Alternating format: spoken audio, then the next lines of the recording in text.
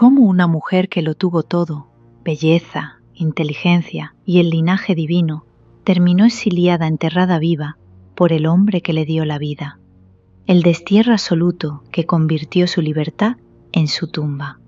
Para entender cómo la hija del hombre más poderoso del mundo, César Augusto, terminó así, debemos comprender que Julia no fue solo una hija rebelde, sino la víctima de un tablero de ajedrez donde su propio padre, Augusto, la usó como una pieza de cambio, hasta que el juego se le escapó de las manos. Mientras Augusto, su padre, escribía las leyes de la moralidad para un imperio entero, ella prefería romperlas todas. Escándalos que hicieron temblar el Senado, amantes que desafiaron a la muerte por una noche y un exilio bajo el sol abrasador de una isla maldita que marcaría el principio de su fin. En el pueblo la llamaron la oveja negra, otros simplemente pecadora. Pero, ¿qué pasó realmente detrás de las puertas del Palacio Imperial? La hija del hombre más poderoso del mundo pasó de ser princesa de Roma y un peón político a morir en el exilio y la desnutrición. Nació en el año 39 a.C., el mismo día que su padre se divorció de su madre, Escribonia, para casarse con Livia. La vida de Julia es una de las crónicas más fascinantes y desgarradoras de la antigua Roma. La única hija biológica de Octavio Augusto, el primer emperador, su destino estuvo ligado a la consolidación del imperio, sirviendo más como peón político que como una mujer con voluntad propia. Octavio la crió bajo una disciplina severa. A pesar de las restricciones, tuvo una educación excepcional, siendo descrita por Macrobio como una mujer ingeniosa, culta y apasionada de la literatura. Su padre quería que fuera perfecta, pero el destino tenía otros planes. Era famosa por su lengua afilada y su cultura. No aceptaba el papel sumiso que Octavio imponía en sus nuevas leyes de moralidad. Julia, con el tiempo, decidiría rebelarse. A los 14 años se casa con su primo Marcelo. Él era el favorito para heredar el imperio, pero murió 2 años después, sin dejar descendencia. Este enlace fue concertado por Augusto como parte de su estrategia dinástica. Pero en el año 23 a.C. ocurre uno de los momentos más especulativos de los inicios del Imperio Romano. Marcelo, de tan solo 20 años, muere de una enfermedad repentina. Se encontraba en Bayas, un famoso centro de vacaciones para la élite romana en la costa de Campania, recuperándose de un malestar. El médico persona de Marcelo utilizó tratamientos con agua fría, pero Marcelo empeoró rápidamente. Su madre, Octavia, la hermana de Augusto, nunca se recuperó de la pérdida de su hijo. Augusto construyó en su memoria el famoso teatro de Marcelo en Roma. La idea de que Livia, la esposa de Augusto, estuvo detrás de su muerte es uno de los rumores más famosos y duraderos de la historia antigua. En Roma circulaba el rumor de que Livia había hecho envenenar a Marcelo, pero no existen evidencias históricas. Livia, siendo una madre calculadora, quería eliminar cualquier obstáculo para que sus propios hijos de un matrimonio anterior, Tiberio y Druso, fueran los sucesores de Augusto. La muerte de Marcelo abría el camino para sus hijos. Su segundo matrimonio, con Marco Vipsanio Agripa, duró 9 años. Agripa era el general y mano derecha de Augusto. Fue el matrimonio más estable y tuvieron 5 hijos: Cayo César, Julia la menor, Lucio, Agripina la mayor, madre del emperador Calígula, lo veremos más adelante, y Agripa Póstumo. Durante estos años, sus escándalos eran discretos pero constantes. Mientras Agripa estaba en el frente, Julia se rodeaba de poetas como Ovidio, quien escribía sobre el arte de amar y el adulterio. Pasaba las tardes en las termas más lujosas, con hombres bajo el pretexto de discusiones intelectuales. Se vestía con sedas transparentes traídas de Oriente y joyas extravagantes, algo que Augusto detestaba, porque él obligaba a las mujeres de su familia a hilar su propia ropa de lana. Agripa falleció por causas naturales en el 12 a.C., a los 51 años. Agripa contrajo una enfermedad durante su última campaña militar en la región del Danubio. Tras regresar a Italia en invierno, su salud se deterioró rápidamente, una pérdida natural y profundamente sentida por el emperador Augusto. No solo era su general más capaz y su mano derecha, sino también su yerno y el tutor de sus nietos. Augusto lo lloró profundamente y organizó un funeral de estado con honores excepcionales. Más adelante, solo un año después, sería otra vez obligada a casarse con su hermanastro Tiberio, el hijo de Livia. Fue un matrimonio profundamente infeliz. Augusto no quería solo que nacieran más romanos, también quería la costumbre de los ancestros, mos maiorum. Tras décadas de guerras civiles, sentía que Roma había perdido sus valores morales y promulgó las leyes Julias, que básicamente era que los problemas familiares se trasladaban al ámbito público. Lex Julia de Maritandis Ordinibus, 18 a.C., obligaba a hombres y mujeres de cierta edad a casarse. Si no lo hacían, tenían restricciones para recibir herencias. Lex Julia de Adulteris Coercendis. Esta es la más dramática. El adulterio pasó de ser un asunto privado a ser un crimen público. El padre de la adúltera tenía incluso el derecho legal de matar a su hija y a su amante si los encontraba infraganti. Augusto, al promulgar estas leyes tan severas, se metió en un callejón sin salida. Cuando se descubrieron los escándalos de su propia hija, que ahora contaré esa parte, tuvo que aplicarle sus propias leyes para no parecer un hipócrita. Julia fue desterrada a la isla de Pandataria, no por una rabieta de su padre, sino por la aplicación estricta de las leyes. Tras la muerte de Agripa en el 12 a.C., Octavio se encontró con un problema. Sus nietos Gayo y Lucio eran todavía niños, y necesitaba un hombre experimentado que mantuviera el control del imperio y protegiera la línea sucesoria. El candidato, Tiberio, el hijo de Livia, la actual esposa de Octavio de un matrimonio anterior. Era un general brillante, serio y eficiente. Para que el plan funcionara, Tiberio debía entrar formalmente en la familia de Octavio. La única forma era casándose con Julia. Pero la tragedia no fue solo para Julia, sino también para Tiberio. En ese momento, Tiberio estaba felizmente casado con Vipsania Agripina, curiosamente, la hija de Agripa. Octavio obligó a Tiberio a divorciarse de la mujer que amaba, mientras ella estaba embarazada de su segundo hijo. Se dice que, tiempo después del divorcio, Tiberio vio a Vipsania en una calle de Roma y empezó a llorar de forma tan desconsolada que Octavio ordenó que nunca más volvieran a cruzarse. El matrimonio comenzó en el 11 a.C. y fue un choque desde el primer día.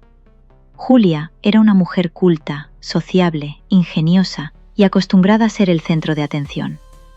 Tiberio era reservado, sombrío, severo y profundamente tradicionalista. Julia consideraba a Tiberio un soldadote sin clase y se lo hacía saber. Incluso le escribió cartas a su padre quejándose de su marido. Tuvieron un hijo que murió en la infancia. Este evento rompió el último vínculo afectivo que podría haberlos unido. Para entender el día a día de Julia en esos años, aproximadamente del 15 a.C., cuando ella tenía unos 24 años, hasta su exilio, hay que imaginar a una mujer que vivía una doble vida. De día cumplía con el papel de hija del imperio y madre, y de noche se convertía en la líder de una contracultura aristocrática que despreciaba las leyes de su padre. Julia no frecuentaba los bajos fondos. Ella trajo los bajos fondos a los lugares más sagrados de Roma. Su vida nocturna se centraba en quedadas por la noche en el Foro Romano. Cuando el centro político quedaba desierto, Julia y su círculo, la Juventus, organizaban banquetes al aire libre. Usaban la rostra, el lugar desde donde Augusto daba sus discursos, para beber y, según las acusaciones, practicar actos sexuales, lo cual era un insulto directo a la autoridad imperial. El día a día de una rebelde en el 15 a.C., todavía con Agripa, Durante estos años, sus escándalos eran discretos, pero constantes. Mientras Agripa estaba en el frente, Julia se rodeaba de poetas como Ovidio, quien escribía sobre el arte de amar y el adulterio. Pasaba las tardes en las termas más lujosas, con hombres bajo el pretexto de discusiones intelectuales.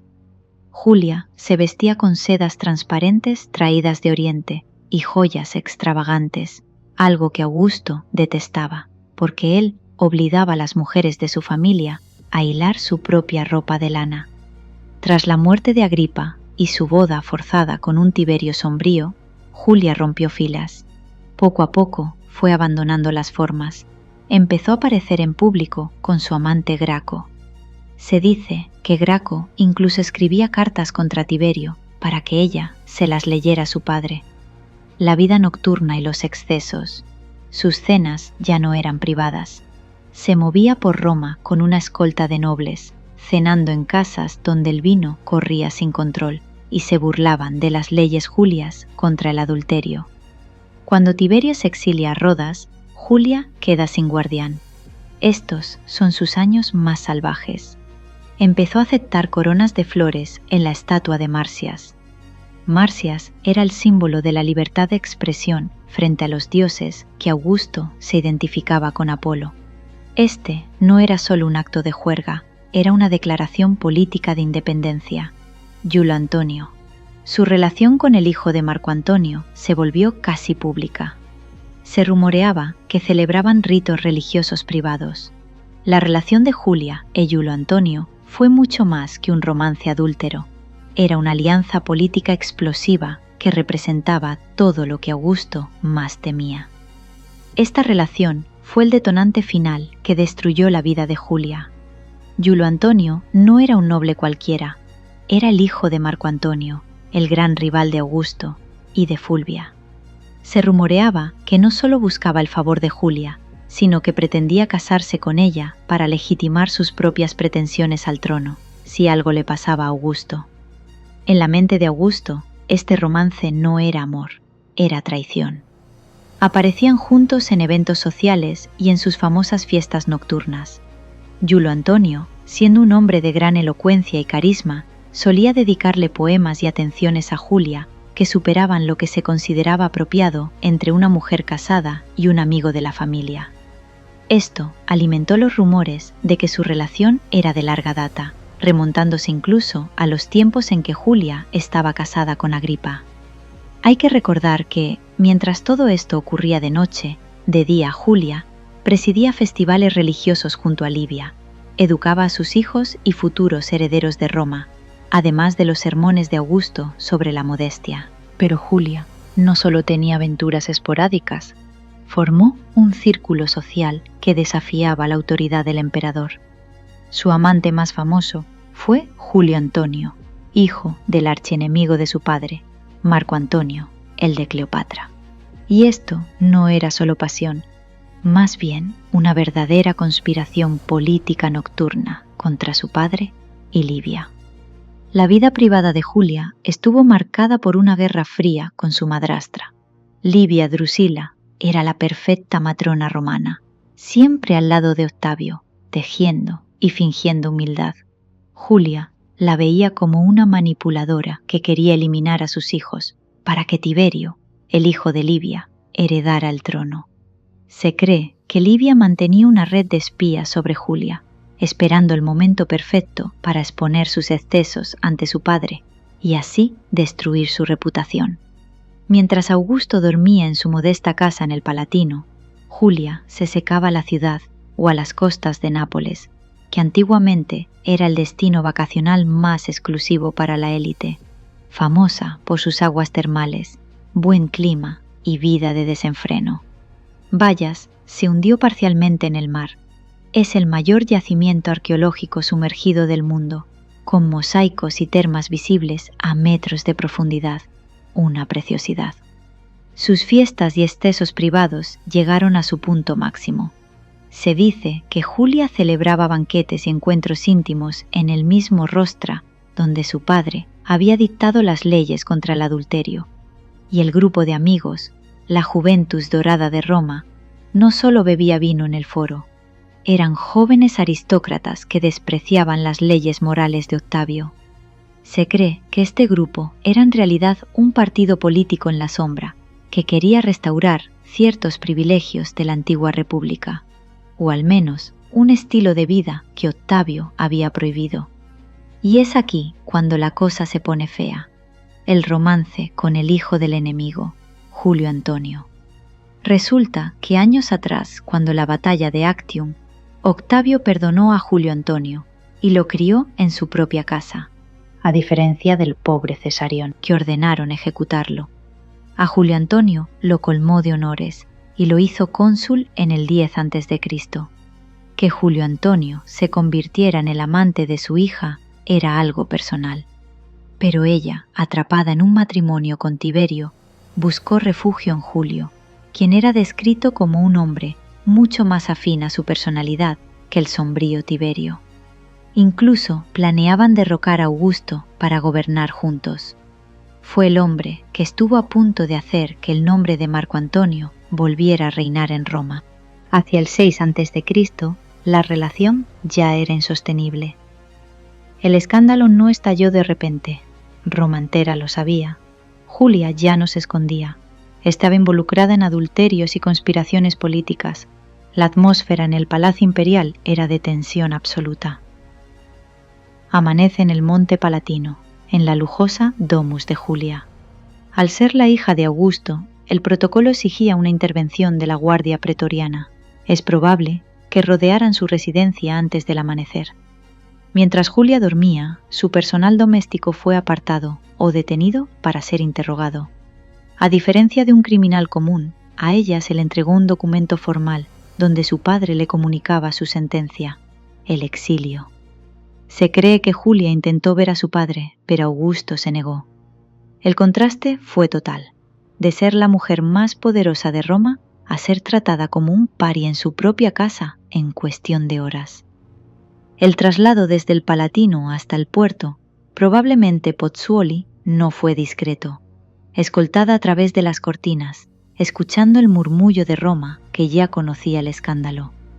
Sus amantes, como Julio Antonio, ya estaban siendo obligados al suicidio o arrestados en ese mismo momento.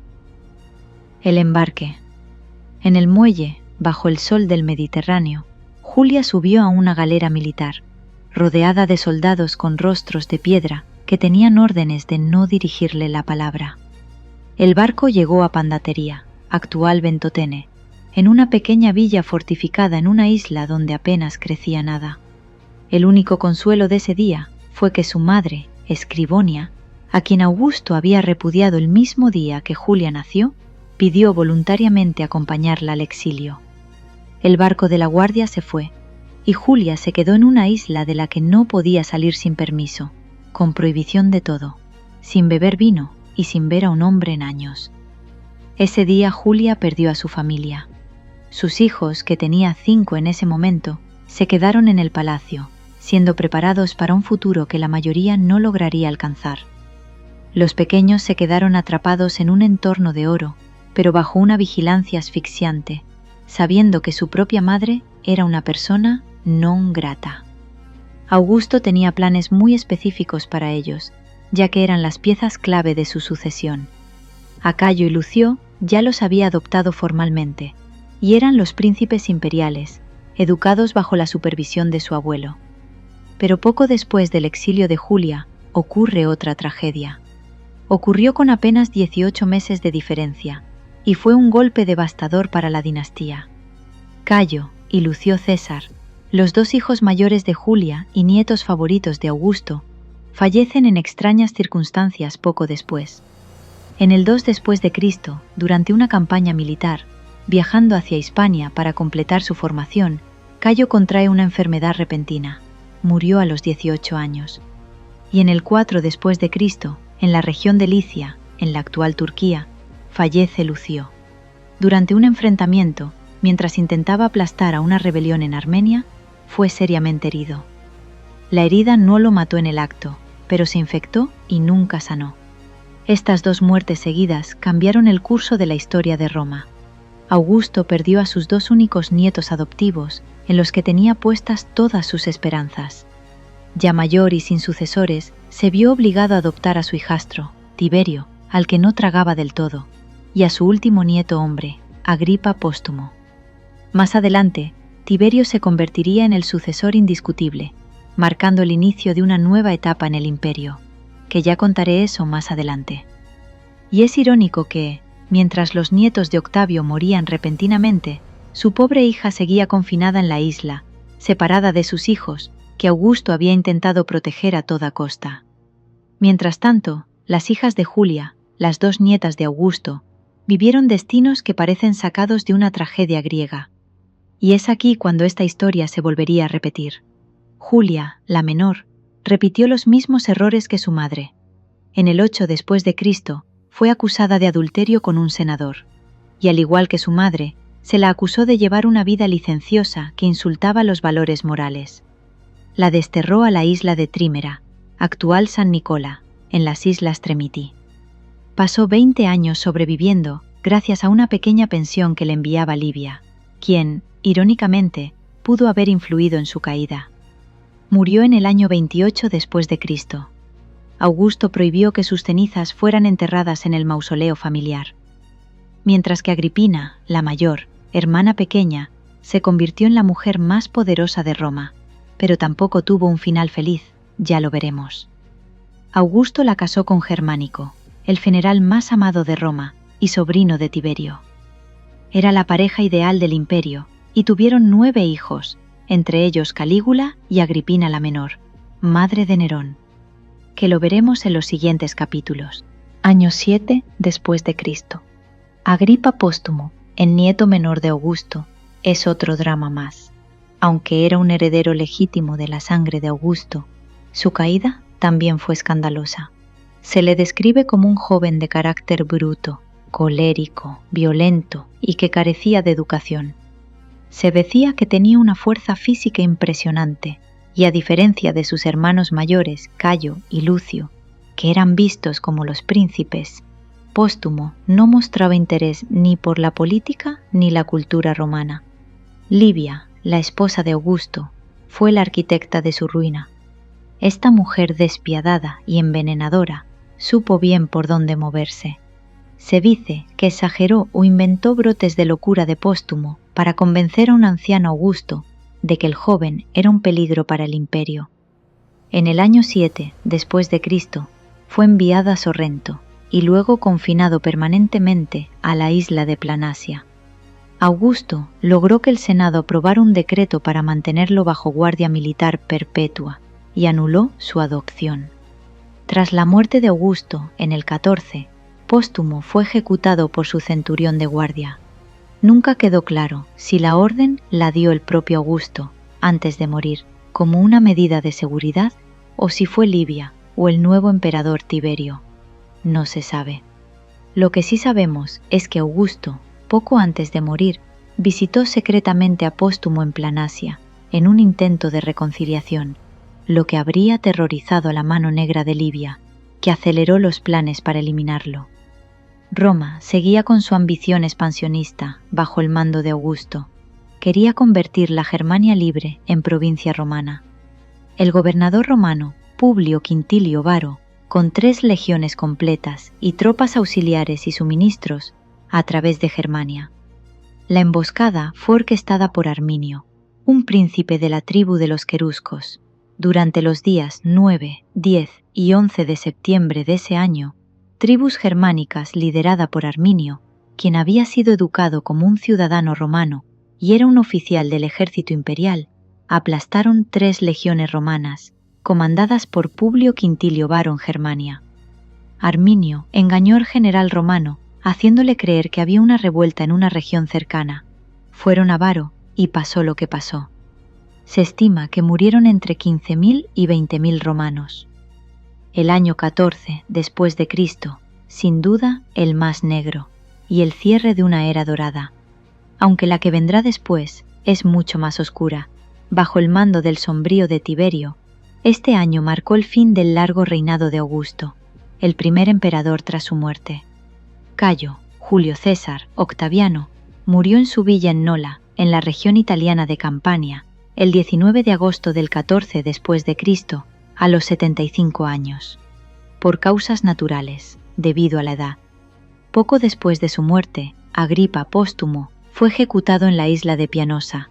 Inmediatamente tras la muerte de Augusto, Julia, la hija de Augusto, que había sido trasladada a Rhegium, también falleció poco después, quedando con vida únicamente sus dos hijas. Tras la muerte de Augusto, comenzó un momento de tensión extrema en Roma. Reinó durante más de 40 años, transformando a Roma de una república agonizante en un imperio estable. Augusto fue el que lo cambió todo.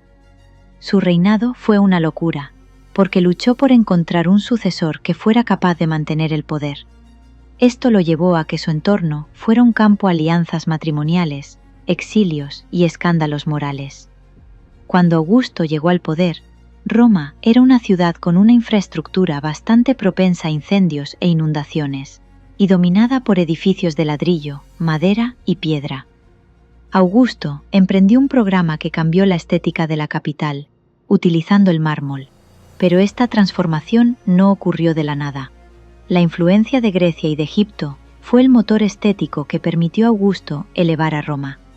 Él quería que Roma dejara de parecer una ciudad de comerciantes y guerreros para parecer una capital cultural. Aunque los materiales y el estilo venían de fuera, la ingeniería era puramente romana. Los romanos eran los maestros del hormigón. Se dice que el propio Augusto se sentía un poco intimidado por la belleza de Alejandría cuando la visitó, y eso fue lo que le impulsó a querer que Roma resplandeciera. Encontré una Roma hecha de ladrillo y os la dejo de mármol. Nos vemos en el próximo vídeo.